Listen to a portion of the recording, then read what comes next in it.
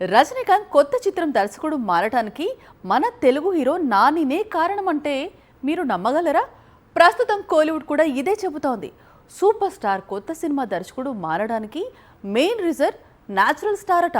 తమిళంలో రజనీకాంత్ కొత్త చిత్రానికి దర్శకుడు మారడానికి పారడైజ్ సెట్ లో ఉన్న నానికి ఏంటి సంబంధం? 2022లో రిలీజ్ అయింది డాన్ చిత్రం. తమిళనాట సంచలన విజయం సాధించింది.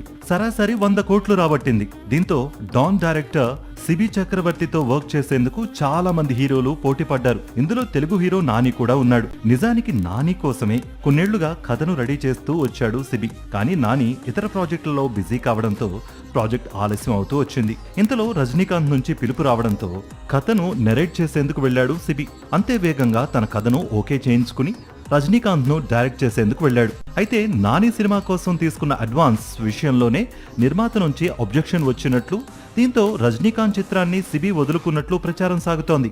ఈ రూమర్ లో ఎంతవరకు నిజం ఉందో తెలియదు కానీ కాలీవుడ్ లో మరో గాసిప్ కూడా షికార్లు చేస్తోంది. సిబి రాసిన కథలో రజనీ సూచించిన మార్పులు చేర్పుల వల్లే అతను ప్రాజెక్ట్ నుంచి బయటకు వచ్చాడు అంటున్నారు.